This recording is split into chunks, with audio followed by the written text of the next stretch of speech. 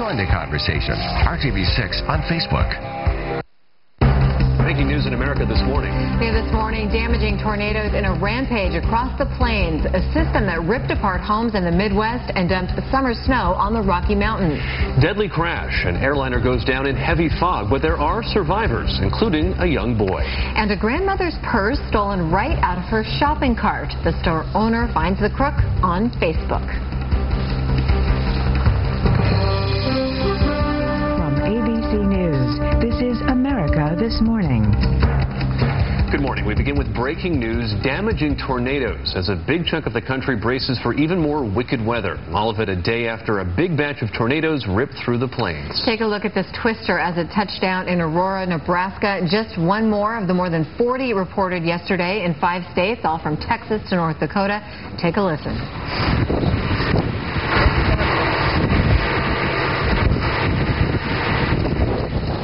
Just terrifying sound there. Can you imagine? Well, the storms unleashed heavy rain, 80-mile-an-hour winds, also hail as big as baseballs.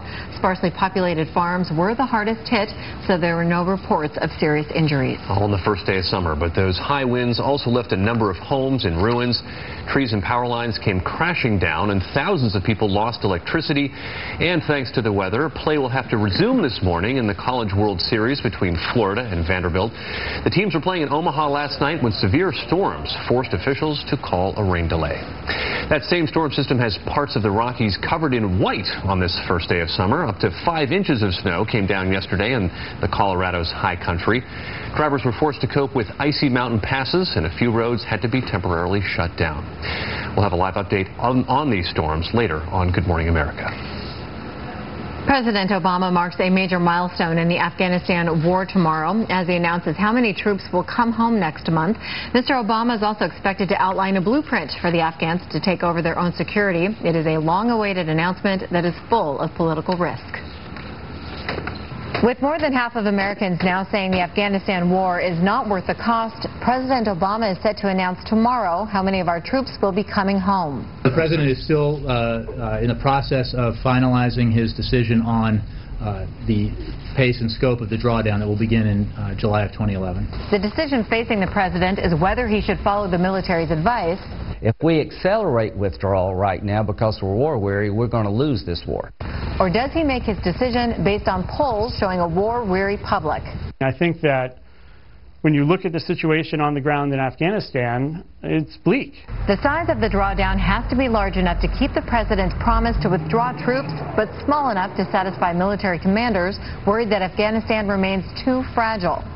And diplomatic relations with the country also remain tense after President Hamid Karzai said U.S. forces run the risk of becoming occupiers of his country.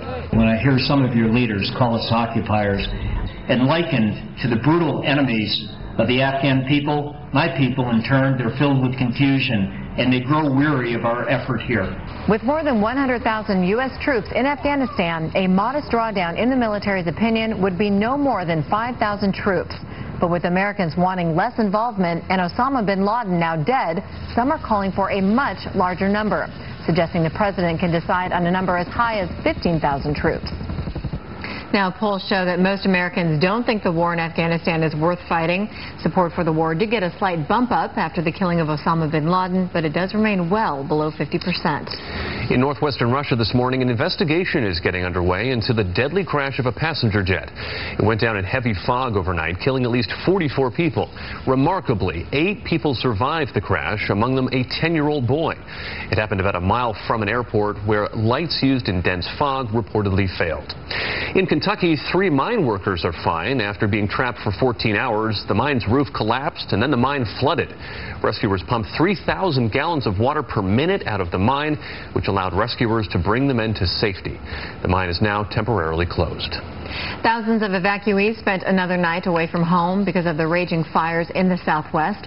Also, Arizona Senator John McCain is now taking some heat over his claims that illegal immigrants started some of those fires. Diana Alviar reports. These NASA satellite images show the scope of what crews in Arizona are dealing with. Everything in red is burning.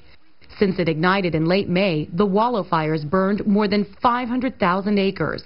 Only 51% contained, it is the largest fire in the state's history. While not